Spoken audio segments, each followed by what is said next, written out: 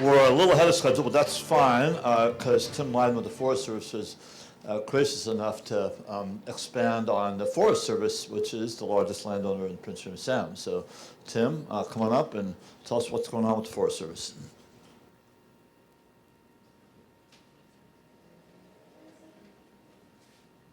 Thank you, Paul. Good morning, everybody.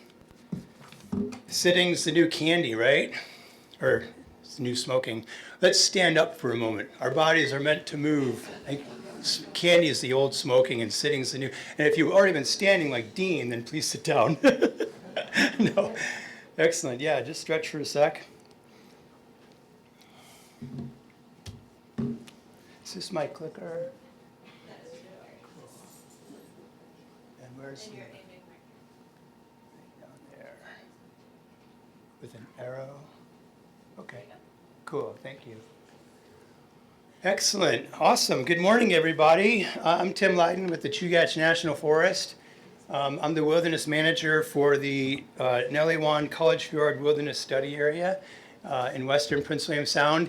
And I'm going to talk about national forest management in Prince William Sound with an emphasis on the wilderness study area, since that's the area where we have traditionally the most recreation and tourism.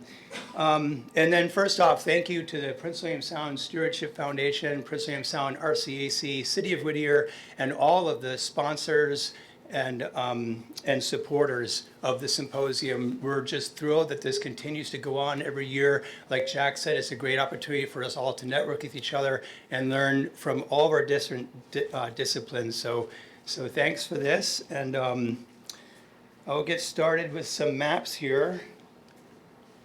Okay, so the Chugach National Forest, as many of you know, it's the second largest national forest in the country after the Tongass.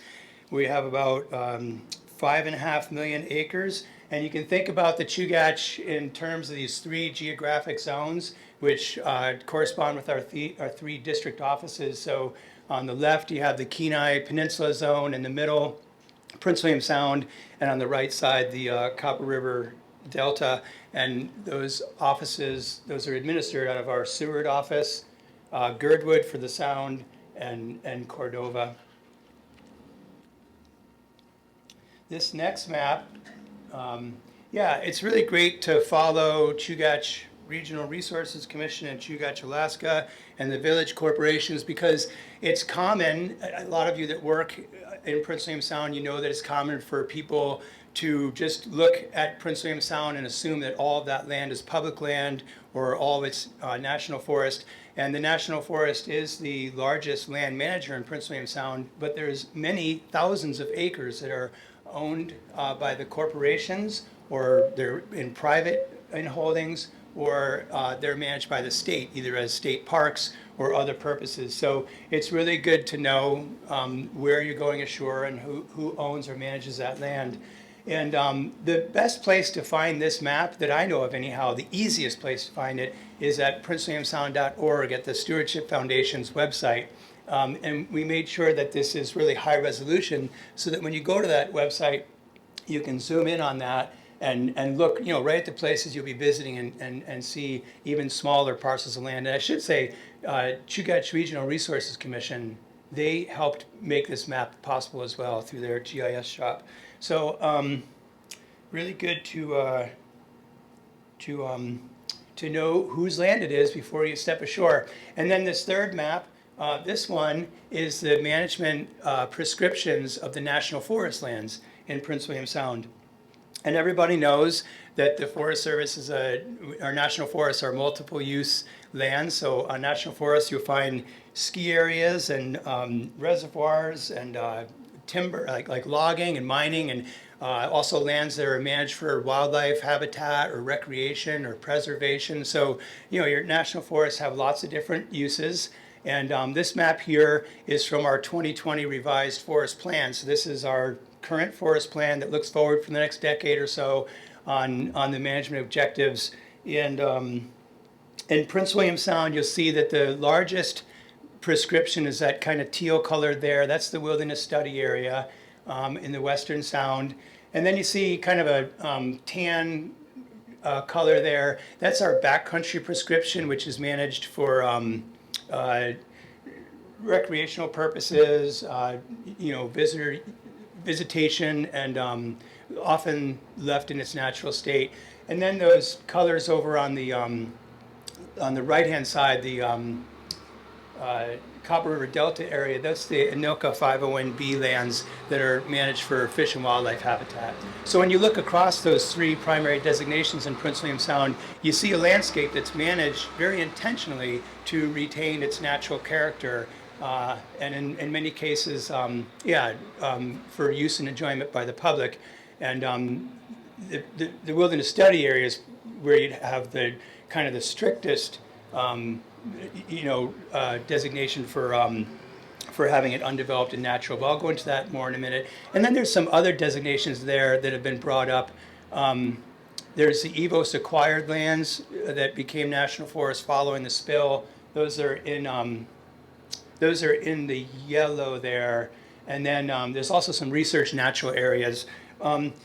So there's a bunch of different prescriptions, and you can learn more about this in our forest plan at this website here. The forest plan is really easy to find, and it's easy to use. It's pretty short, which was one of the intentions of recent forest planning. So you can go to that website or visit our offices, call us, and we're happy to walk you through the document or answer any questions about it.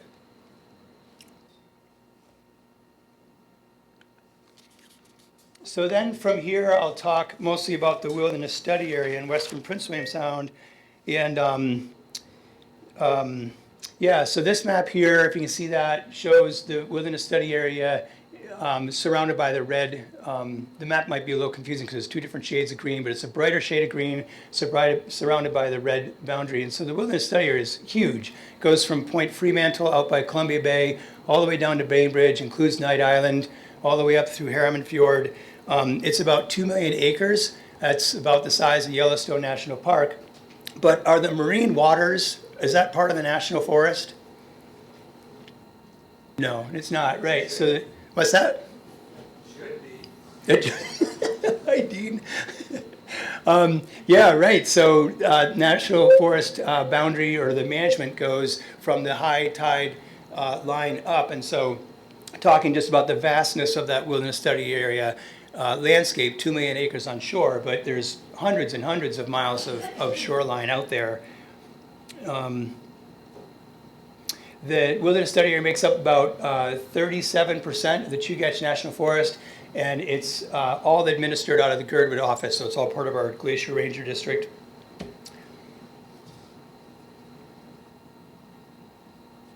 And then a couple things on the landscape, which many of you are familiar with, but the wilderness study area is home to all of the tidewater glaciers in Prince William Sound. That's about 20, although that number changes as the glaciers move back, divide into different tributaries and whatnot. It's the northern extent of the temperate rainforest. It begins all the way down there in Northern California and hugs the coast all the way up to Prince William Sound and Kodiak Island. Northern extent of yellow cedars, hundreds of lakes and islands, great habitat for all kinds of salmon and wildlife, and of course a lot of historical, cultural features throughout. And with that big, varied landscape comes lots of opportunity. There's all kinds of things happening out there, from commercial fishing to subsistence and hunting and fishing and camping and skiing and kayaking. There's babies out there apparently and fish. Yeah, so there's a lot going on, and just like it's important to know about the land ownership throughout Prince William Sound, it's also important to know that as you go out there with your clients or with your family or whatever, that you're sharing that landscape with a lot of other people who are doing just lots of other activities. And just a quick plug for Lindsay's talk coming up, that reminds me of something that we're really excited about, the Best Management Practices Agreement that's being rolled out this year for Whittier and Prince William Sound. That really helps people understand and respect other users and be aware of what's going on in the Sound as the area grows and as we share that landscape together. So a little bit about the designation. The Wilderness Study Area was designated as part of ANILCA, Alaska National Interest Lands Conservation Act in 1980. And ANILCA itself is a wonderful piece of Alaskan history that tried to resolve all kinds of things connected to whether it be ANCSA or statehood and uses that go much farther back than that, and resolve some conservation issues.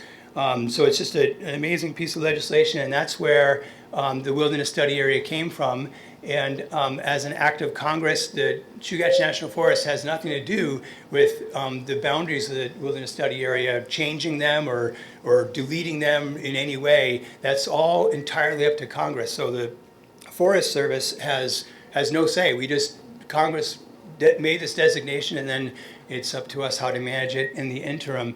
And then just interestingly, as Chugach, Alaska just referred to, we may see one of those rare times when Congress does something about the boundaries of the wilderness study area. It's too early to know, but just in recent days, the headline has come out, and Chugach, Alaska was talking about it. There's a piece of legislation, I think, that's been introduced for a possible land trade to resolve different issues in the Western Sound. So, yeah, so that's Anilka. And Congress designated the area. And then here's a kind of a quick timeline. Any national forest, when it does planning across the country, it has to look at its entire landscape for the potential for a wilderness designation. And the Chugach is no exception to that. So, but sometimes this causes a little confusion, so I just want to touch on it briefly. There have been 3 wilderness recommendations from the Chugach National Forest to Congress. Congress hasn't acted on any of those, but it's our obligation through our planning process to make them. And here's a quick summary of them. The area was designated by Anilka in 1980. In 1984, Forest Service recommended 1.8 million acres of that be designated as wilderness. And then in 2002 and 2020, that number went down to 1.4 million acres. And so that's just a thing you may hear of, but the main takeaway here, I think for casual visitors, is that the Forest Service manages the wilderness study area as one unit. We don't manage recommended wilderness any different than the rest of the WSA. Here's a map that shows the recommended areas of wilderness that you may or may not be curious about, but the areas in hash marks there are areas that the Forest Service currently recommends as wilderness. All the other green areas there would be released as non-wilderness study area. Well, actually, that's just up to Congress what they want to do. But that's the Forest Service recommendation. But like I say, the main thing, this is an interesting and important point, open to discussion. But the main thing, as far as management of the area, is that the Forest Service manages the entire WSA as one thing. That's why you have that one color there for the whole 2 million acres. And to boil down our management, we manage the wilderness study area for presently existing condition or character, and potential for inclusion in the National Wilderness Preservation System. We don't manage it as wilderness, but we manage it for the potential to become wilderness. So that's our mission there. And then there's 4 kind of bullet points that you can very roughly break that management down into. And they resemble, they're not exactly the same as, but they resemble things that you would find when you talk about federal wilderness. So we manage the area for, in general terms, an unmanipulated ecological systems, natural conditions, an undeveloped landscape, and outstanding opportunities for solitude and primitive recreation. You're not necessarily going to find these 4 conditions on every acre of the wilderness study area, but these are the main tenets that we manage the area for, and that all, like I say, ties into maintaining the area's existing character and its potential for inclusion in the wilderness system. Let's see. Skip over that. Oh yeah, so we came up with a really great document. I meant to bring it. I apologize I didn't, but a few years ago, as part of our forest plan process, we prepared a baseline assessment of what the existing character is of Prince William Sound. It's kind of a technical document, but it's not that hard to read. But if you're curious what existing character means, we can refer you to that. It's very easy to find at this website. Happy to print you off a copy. And it also has a baseline report that kind of says, hey, here's where we are in the wilderness study area as far as the level of development or opportunities for solitude, different monitoring we do to inform those 4 bullet points that I showed you.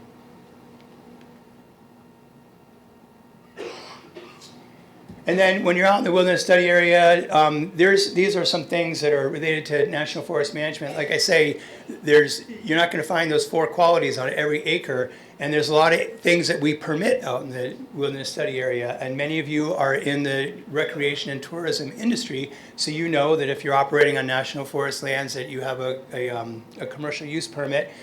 And there's, I forget the number, it's always changing, but there's over 30 companies that have permits to operate in one way or another, commercial touring or hunting, whatever, in the wilderness study area. That might be day hikes, camping, whatever. There's all kinds of research out there. That picture on the upper left is from Perry Island, where you can still put a shovel on the beach and not very far down find oil from the oil spill. And then down in the lower left, that's an aerial view of the Naked Island calm site. So there's some areas in the wilderness study area, the calm site and the hatcheries, where there's significant development. And then this picture on the lower right, that's the Cog Hill Weir.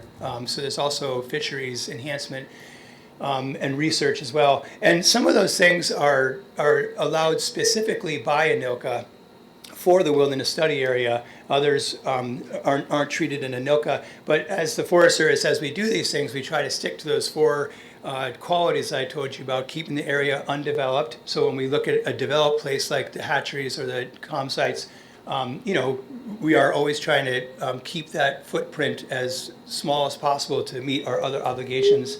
And if you're an outfitter guide, we work with you to help you and your clients take care of the place, that kind of thing. So anyhow, that's some of the uses and some of the different work that occurs out there. We're always cleaning things up. We'll talk about that with Charlotte in a little bit. Invasive species, education, and taking care of the land sometimes means, like in Blackstone Bay, where it's become so popular at 17 Mile, with the help of Alaska Geographic and the Stewardship Foundation and others, we've created some very nice hardened campsites and even an outhouse now, just to manage that amount of use. And there's all kinds of research and monitoring, whether it be air quality, recreation trends, the rest of it. And it's an older slide there. Yeah, some of our partners I've already mentioned. Gulf of Alaska Keepers, another one. Alaska chapter of the Sierra Club. Canoe and Kayakers. There's been all kinds of folks, and we always welcome partners to work with us. And I think that's about what I have for you.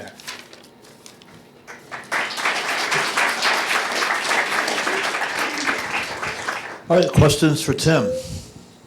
Yeah. Tim, you mentioned a land exchange with Chugach. Well, is there going to be EIS for that? So I don't know what the NEPA would be on that. And are you aware of the land study that went with this? Yeah. So was it Lee yesterday who gave us permission to say, I don't know? Was that you, Lee? It was Heather. But yeah, I really don't know. And we've known since the 2019 Dingle Act that there was a study underway for possible land exchange. That study has been completed. And then within recent days, the delegation has put forth an active, a bill to be considered by Congress. And I don't know what NEPA would go down with that.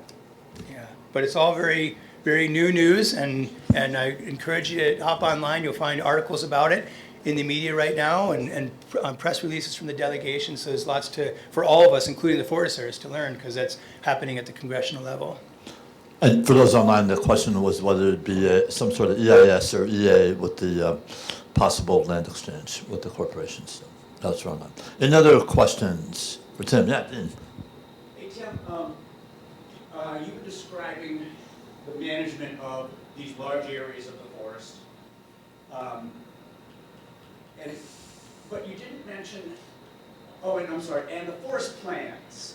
Back in the 90s, we were working on a forest plan, and I was strongly against, within that plan, they had little 50-acre commercial parcels pulled out.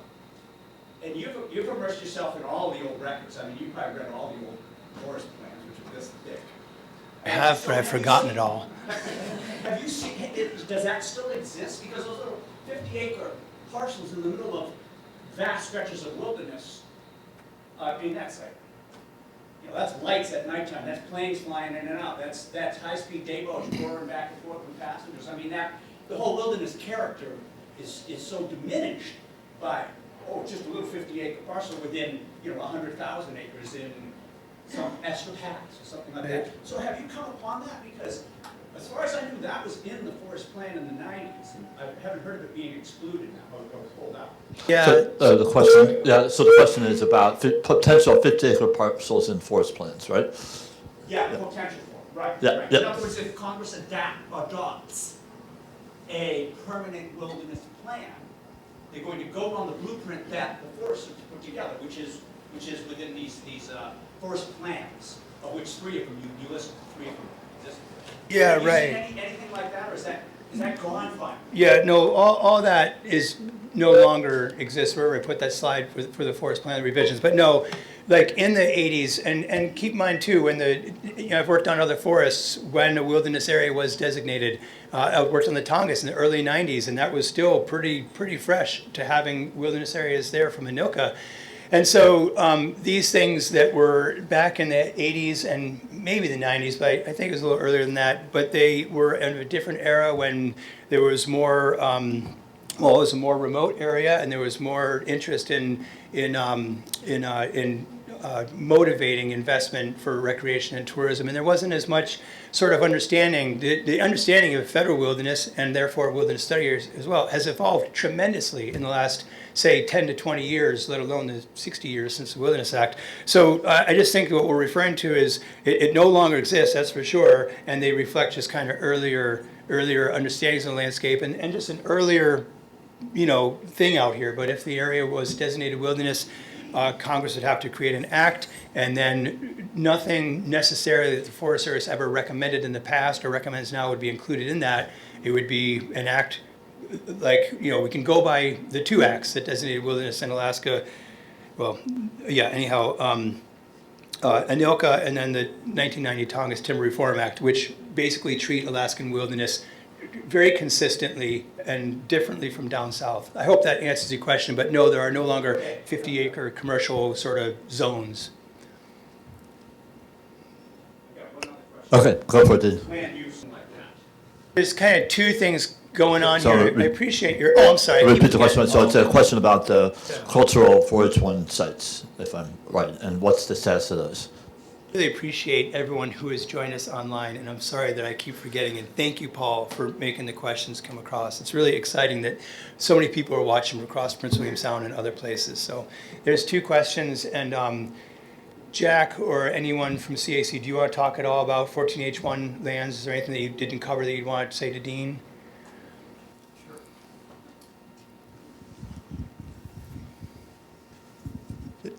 So Dean, I think the question is, one of the questions was the 14H1 cultural sites. And so Chugach manages, I think, around 110 of these sites that we currently own. And we still are working on other cultural sites.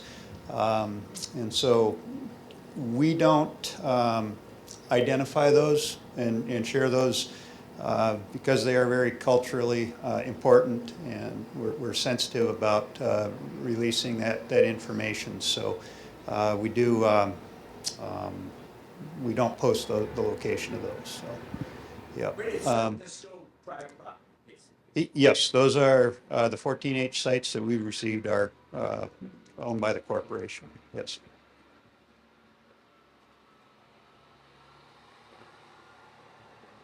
I don't want to step on Jack's toes at all, but I brought back up this map too. And then so to reinforce what Jack is saying, those have been conveyed out of National Forest.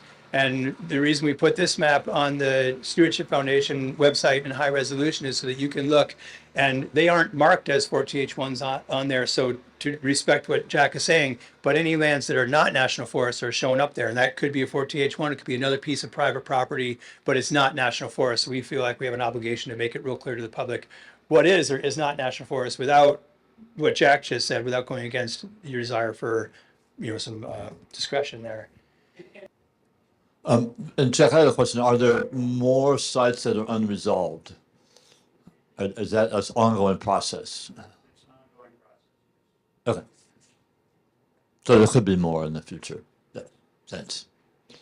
And then, Dean also asked about the cut trees. And so if you'd like to see an example of what Dean's talking about, you can go up Esther Passage on the north shore. I forget the name of that little creek there, but it's on the north shore, a third or half of the way down. And just one of the few nice places on that shore to step ashore, maybe have a picnic, whatever. And you'll see that there's some new stamps from the BLM, and there's a lot of trees cut. And so the BLM is the federal government's real estate realty department, right? So whenever lands need to be surveyed, and that doesn't necessarily mean it's a 4TH1. There's all kinds of different reasons these types of things happen. But yeah, it's we do communicate with BLM to try to modernize that system of marking, because it's like Dean says, we hear about it from the public kind of frequently, and we'll hear about it from Esther. That just happened, I think, last summer. Just a whole lot of trees cut down to mark a boundary, and that's to get a satellite link. Is why they cut the overstory out of there. All right, thanks, Tim. Thank you, everybody. Thanks for the questions. Thanks, Tom. That was Tim Lydon, who works for the Forest Service in the Fiord office, managing the wilderness program.